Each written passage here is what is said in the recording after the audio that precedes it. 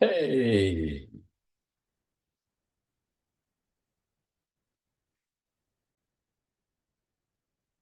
Terrence, hey, hey, good to meet you.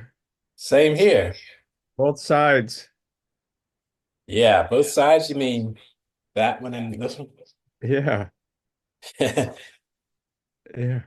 Where are you located? I'm in Florida near Fort Lauderdale. Okay. And I'm in wintry Minneapolis, except we don't have snow here. Oh, you are in Minneapolis? Yeah. Okay. Now, when you won the tank from the Medical College of Ohio, did it have to get delivered to Minneapolis?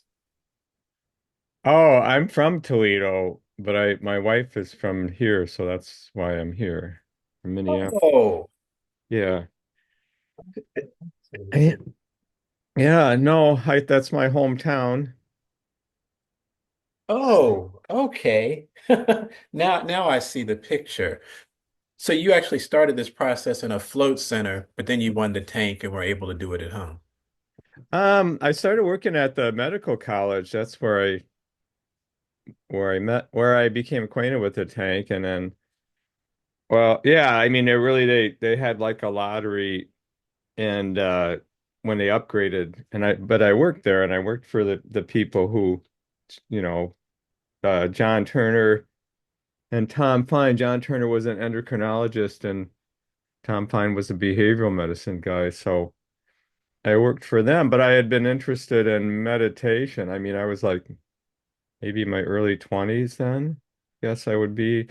And when I got into the float tank, they had, it was, now it's probably almost 50 years ago, but they had a flotation tank way back then, which was odd because they were looking at non-pharmacological ways to manage hypertension and other endocrinology issues. And when they weren't when they weren't running subjects through, I had an opportunity to try it, and I thought, wow, being that I was interested in meditation, I thought, wow, this is a perfect environment because the things that I struggle with in meditation, like sensory distraction or discomfort or distraction, were gone more or less.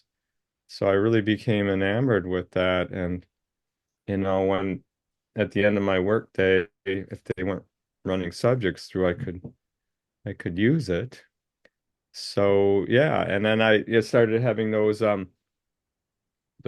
experiences. Besides it being very deeply relaxing and restorative, I started having those experiences that I read about.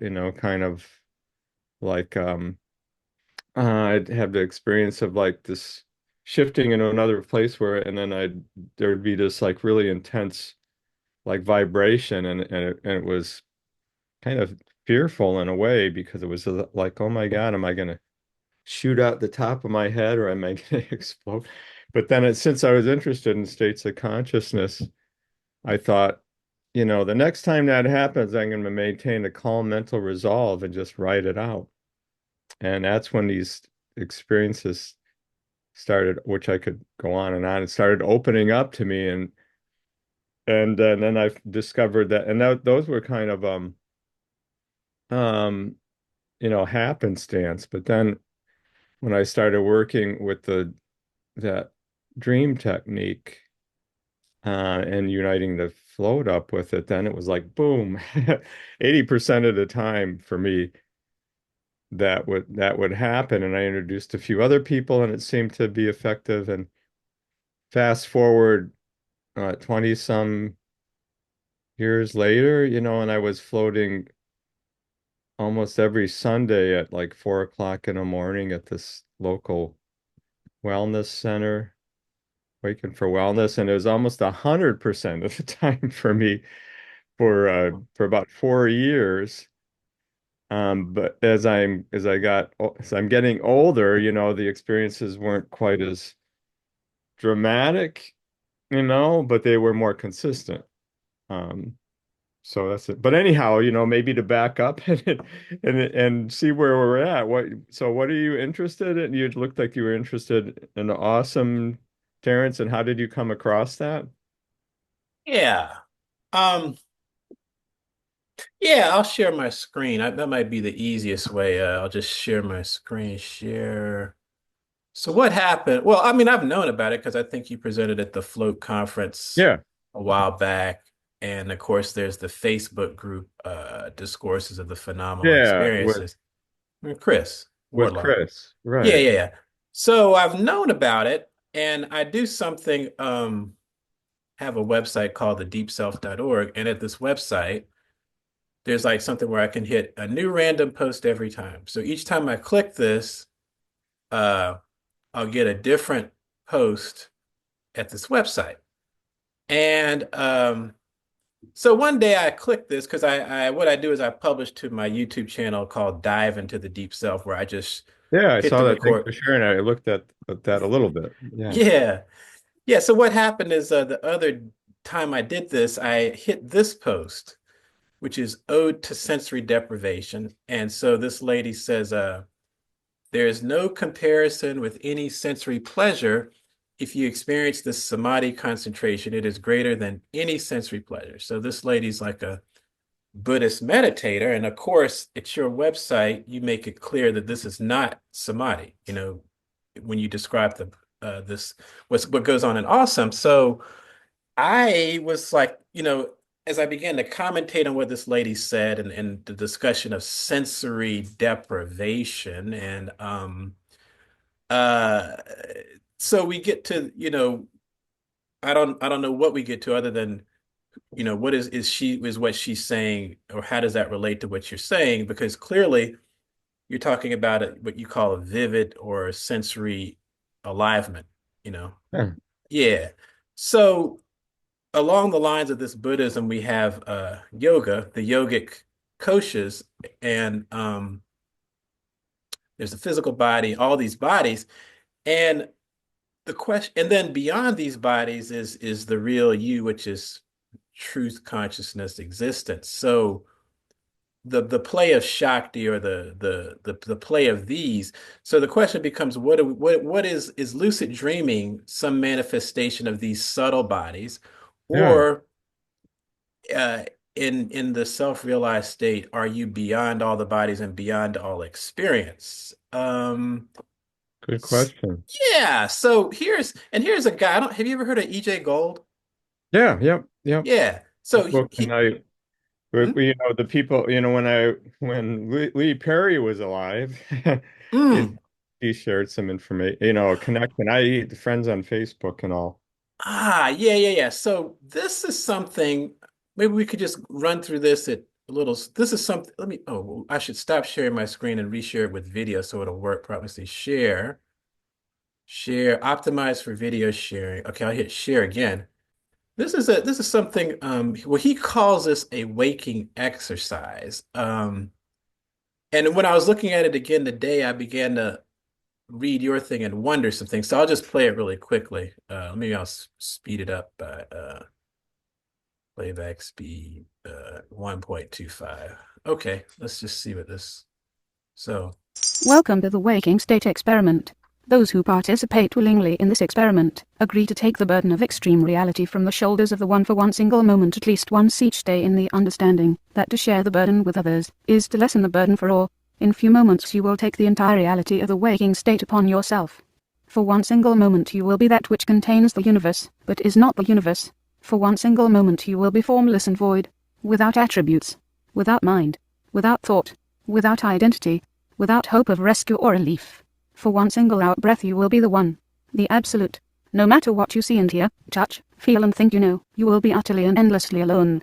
Voidness in the void, emptiness in emptiness, flowing stillness, endless light and screaming silence. You will be just a figment of your own imagination. You will be at the crossroads between space-time, energy and matter, dark and light. You will be on the crucifix of self-extinction. Brace yourself for the event by relaxing and going with the flow. Remember that no matter how long it may seem to you, you will be in the waking state for only one single moment. In that moment you will take the full reality of the waking state upon yourself. You will be tagged as one. One is the secret name of God. But you always knew that. You are starting to remember who you are. It's coming back to you now. You will be taking responsibility for your own godness. More and more you are starting to feel the waking state. Your hands are just projections of your own mind. Your mind is merely a projection of your own ego. Your ego is mindless. Your mindlessness is the momentary extinction of ego. Syllogism snaps. Attention all jellyfish. Get ready, here it comes. This is the waking state. Tag you're it. You are the one. Enough. It's over. Breathe normally and relax. You have now returned to your home world. Thank you for participating in the waking state experiment. Please visit our website for more information about what you have just experienced. Thanks again. See you next time around. Oh, hey. Oh, Yeah. Yeah, he's quite a spiritual teacher. yeah.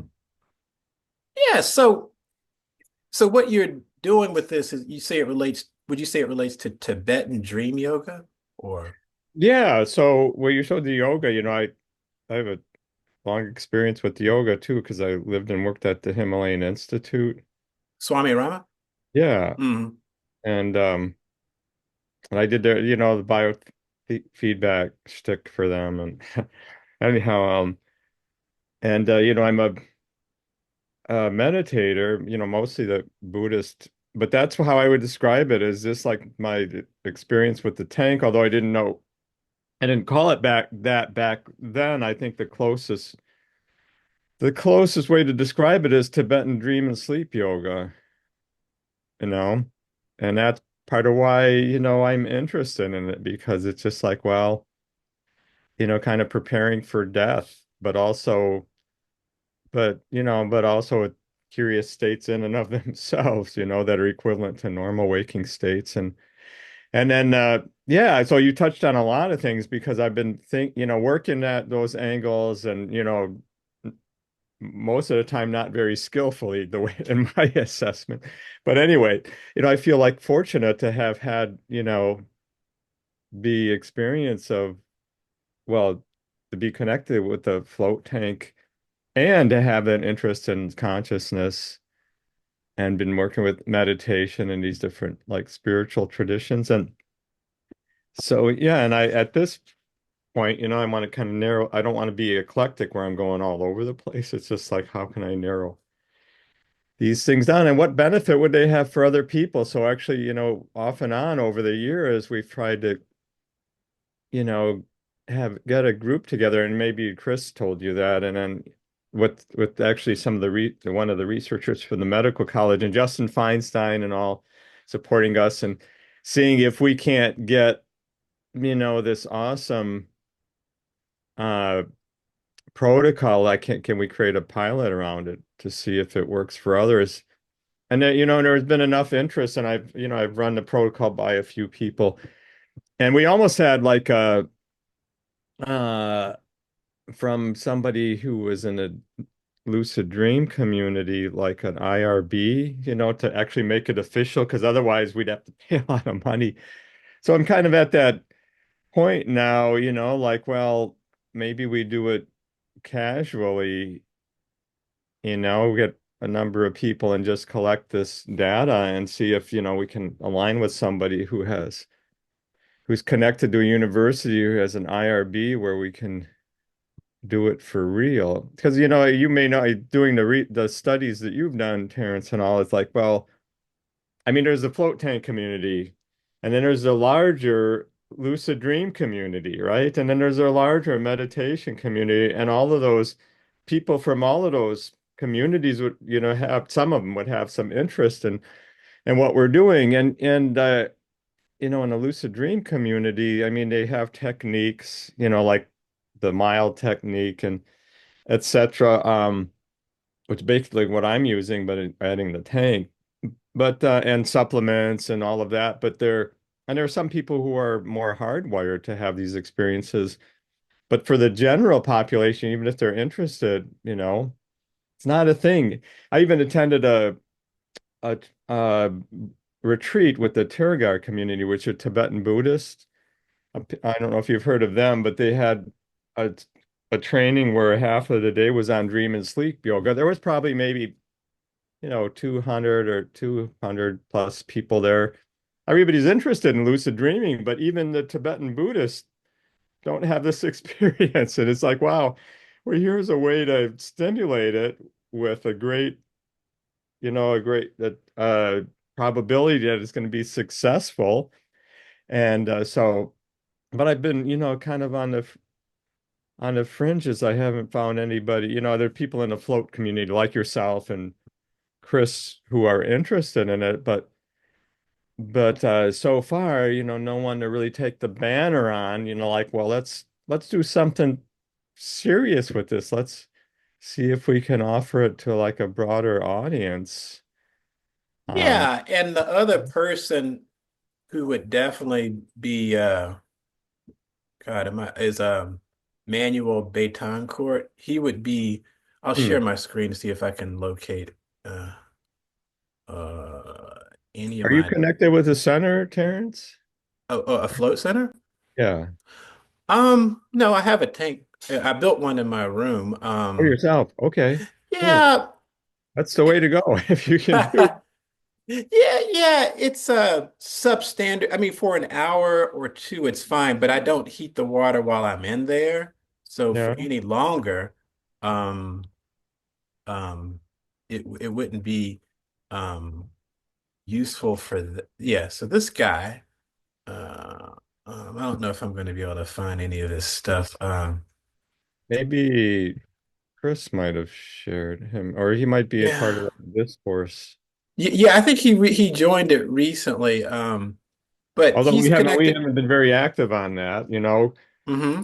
um, partly because we want to get responses from people and not many people were sharing. And I know it's kind of a small audience because either people have their tanks, their own tank like you, or have access to like a center, and it narrows down. There aren't a lot of people around who have regular access and an interest, and but some like you. But anyhow, Yeah. this guy, what were you going to say about him? Oh, yeah. Well, I think the thing is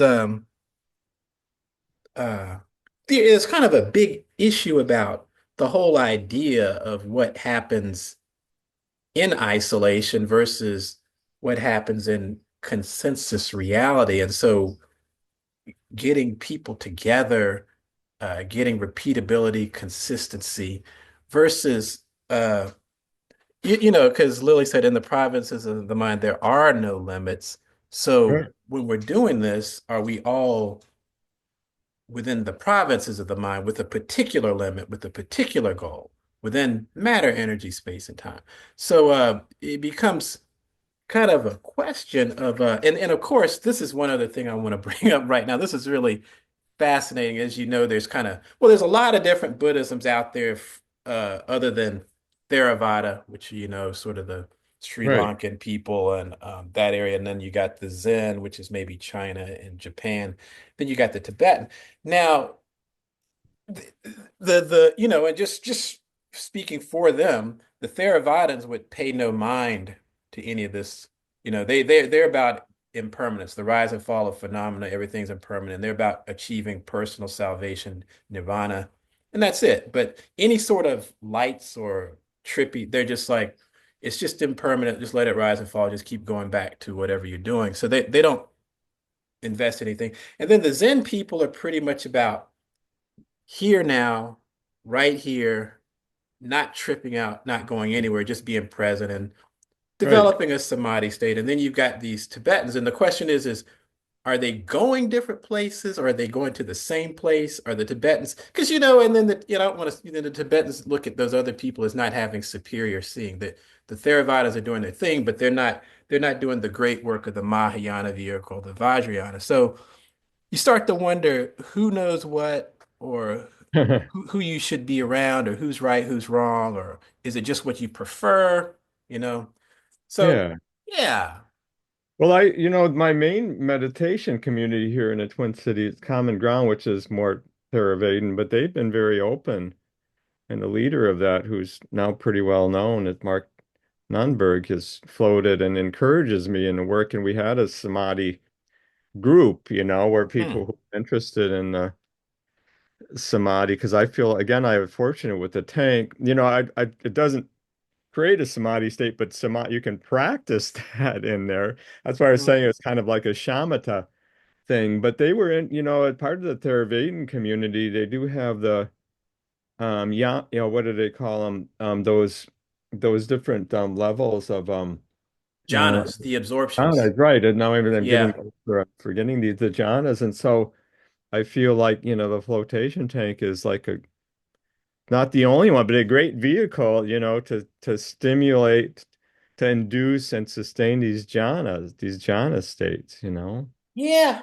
Yeah. And ultimately it boils down to who you talk to about Theravada, because certain Theravada people are in favor of the jhanas having them going into them. Others are, Yep. and in the whole idea of samadhi is again, um the breathless state, no movement, no thought. The people who are the purists or the very fundamentalists I about know. Theravada, they're like, it's still, it's real, it's, yeah, even I'm samadhi into is, that. because their story is that the Buddha had done all that and then he went to go, he said, even though I've done all this, I'm still not happy and I've got to find out the real Right. nature of reality, and that it's impermanent and that suffering has to do with attachment or rejection of phenomena as opposed to just allowing it to. So yeah, so even in the Theravada community, Right. you Yep. get so uh Yep. I look at the Zen people and I feel, I'll just be honest, I feel like I'm not, I don't know. I'll share my screen. I don't have to share sound. But I took notes, if you take a look at like just one Korean Zen school, they have all these levels of attainment and things you have to do and Yeah. precepts, and then you have to answer certain koans, and then you have to go in front of a group and answer koans, and then Yeah. certain things are actually done personally without any other, like to be a Zen master, that's just a relation between you and one other person, but not a group. But they have all these levels and trainings and koans, and I Yep. kind of wonder, am I just not good enough for it? Or, you know, Right. It complement well, and that's well, one of the reasons why I appreciate that video that you shared, because I think in the end it's very simple. But the Buddha did emphasize, like right mindfulness, right concentration, and the way I guess this is my bias is that yeah, you can simply sit, forever, but it depending on causes and conditions, depending on which could be your conditioning, your wiring, and whatever, things may or may not happen. And so that's why I think a tool like the tank, if it can facilitate and I mean I think in the end, if we're looking at it from the Buddhist perspective, it's not an end all, but it's a way to and my Theravada meditation teacher says, well, you can use those states to promote the insight that frees, like you can see how the mind does its thing, how it stacks all these aspects of self upon itself, and then when you're in this state like you were described in that one or experiencing that video, but so it's just a moment in that video. But like when in my experience, like with the float tank is love, that moment can be extended, and so that moment, and then you can start to see how the mind is doing its thing and then it kind of like, oh, but if you see it enough, I mean, in my experience, our conditioning is so powerful that, it's hard to establish, that kind of state, whatever you want to call it, nibbana, whatever. But to have glimpses, I think that's a very doable thing. And and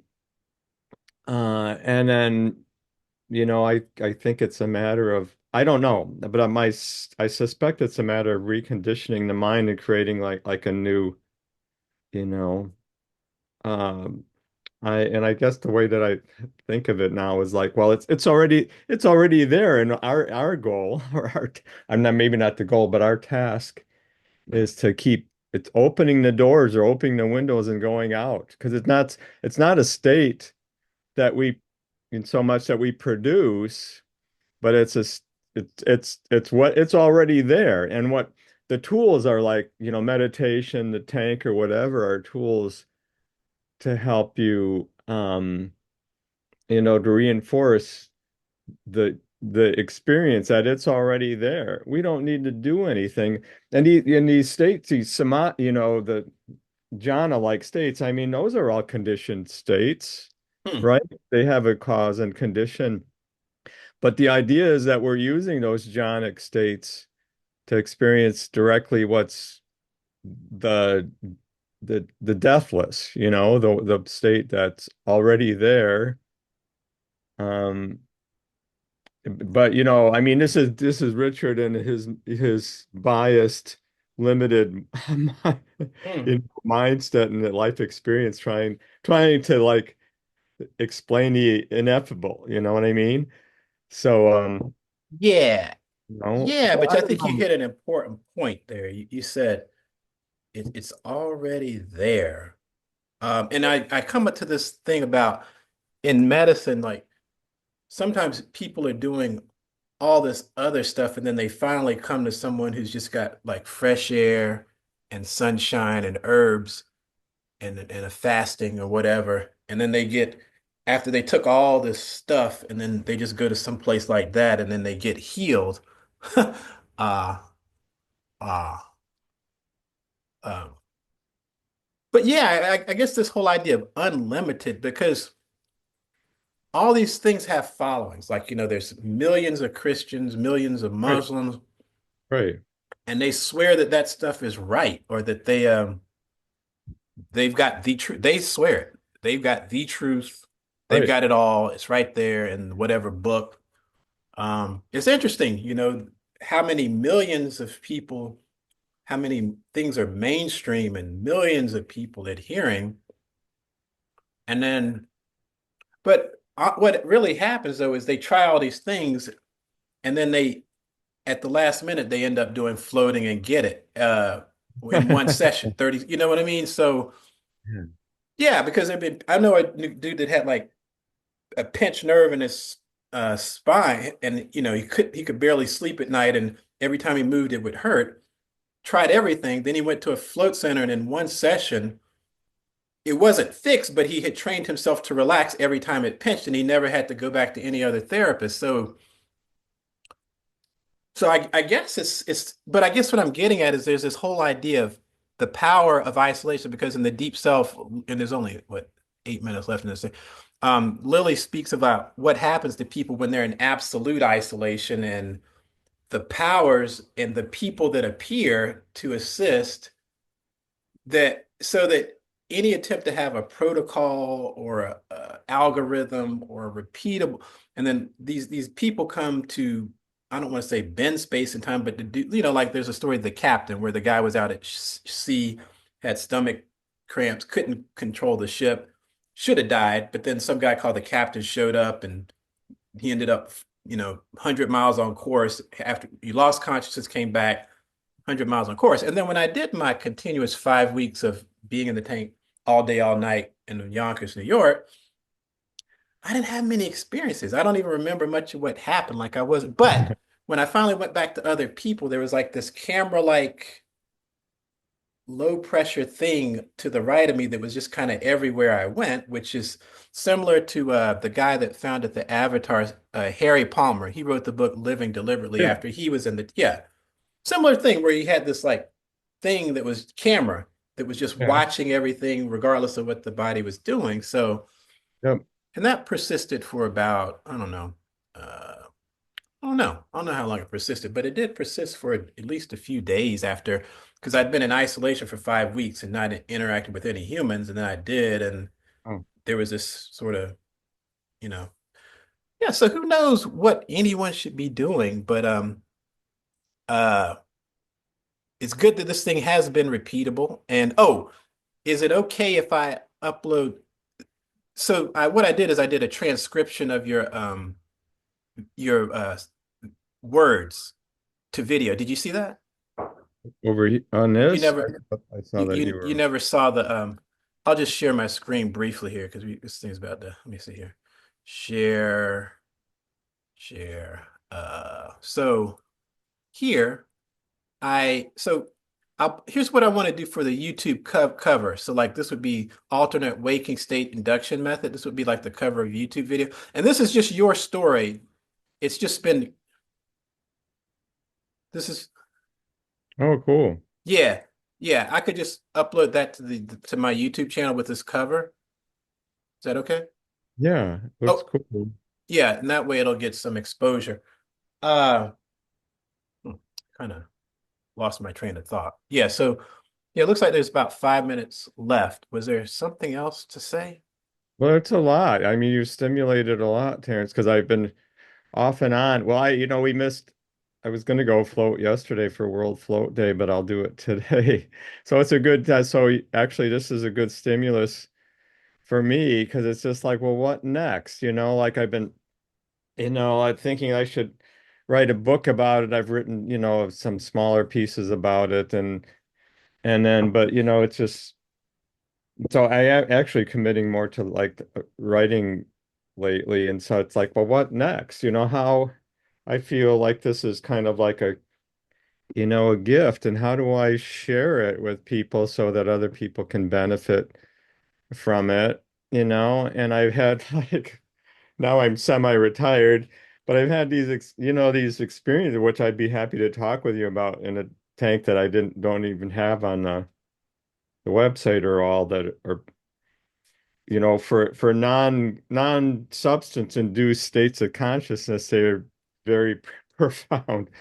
And I feel like, there's a lot of interface between, like the psychedelic community and the floating community, which has, its place. And I think that's important too. And I think, but there hasn't been a lot of interface between the meditation community or as much and a floating community. And I think that those two could be really rich. But I'm looking for like to connect with people like you to stimulate that and to build a community around it. And how do we go forward as a collectively, you know? Yeah, How do we go and forward collectively? sure. And one thing that occurred to me is that, and this is not, I'm not saying we do this, but one of the ways these people are successful at attracting large numbers of people is that they're hitting them at their lower chakra. And before there's not their conscious, so they're able to grab it, all these people grab all this money it's really the people that are in their mind thinking that they're God.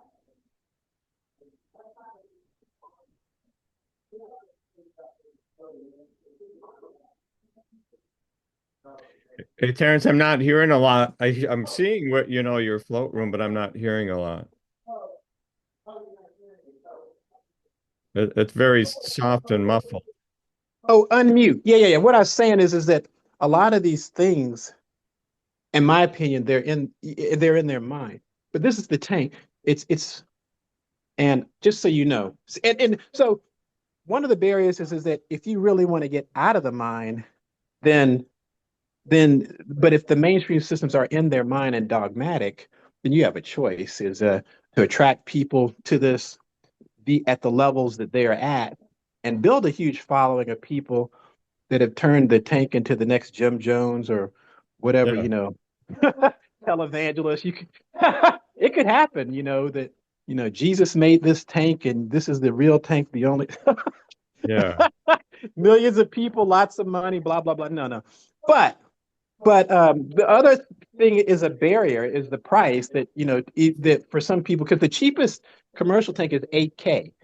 And then floating at a float center, you're going to drain a lot of cash and you're not going to get the oh yeah. Well, privacy. I think that's a big hurdle for many people, and I've fantasized like having a float retreat center where people could come for a long weekend or longer periods of time and do that in somewhere that would be more affordable for. Hmm.